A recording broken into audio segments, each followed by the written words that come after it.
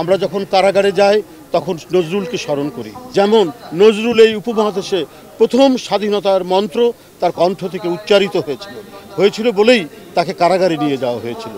আমাদের জাতীয় কবি কাজী নজরুল ইসলাম তার যে মানবতার গান, স্বাধীনতার গান, বিপ্লবের গান যা আমাদেরকে প্রাণিত করেছে, আজও উদ্বুদ্ধ করে।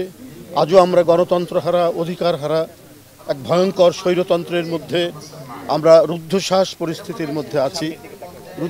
পরিস্থিতির মধ্যে আছি। এই পরিস্থিতির প্রতিটি ক্ষণ, প্রতিটি মুহূর্ত নজরুল আমাদেরকে উদ্বুদ্ধ করছে প্রতিবাদের জন্য।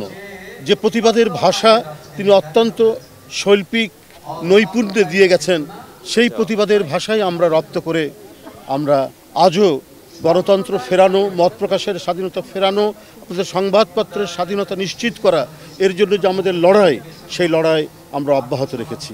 আমি আগেও বলেছি, আবারও বলছি, আমরা যখন কারাগারে যাই তখন নজরুলকে স্মরণ করি। আমাদের যখন বিচার হয় তখন আমাদের স্মরণ করি, কারণ আমরা অন্য কোনো সামাজিক কারণে আমাদের বিচার করছে না, আমাদেরকে সাজা দিচ্ছে না। আমরা গণতন্ত্রের জন্য লড়াই করছি বলে আমাদেরকে সাজা দিচ্ছে, আমাদের কারাগারে নিয়ে যাওয়া হচ্ছে।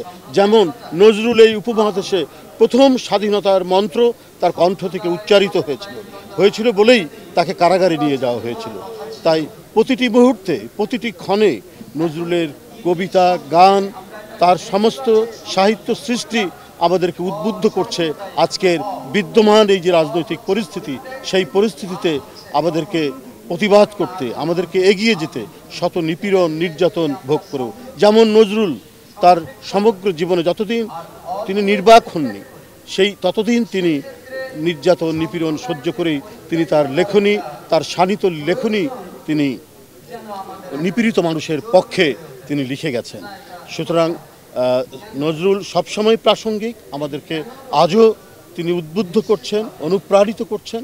আমরা তার পথ দিয়েই আশা করব ইনশাল্লাহ আবারও এদেশে গণতন্ত্র, আবারও এদেশে বহুমাত্রিক যে বৈশিষ্ট্য রাষ্ট্রের এবং মত প্রকাশের স্বাধীনতা সহ কথা বলার স্বাধীনতা, সব কিছু আমরা নিশ্চিত করতে পারবো। আর এই ক্ষেত্রে এক প্রবল প্রেরণা হিসাবে নজরুল কাজ করবে।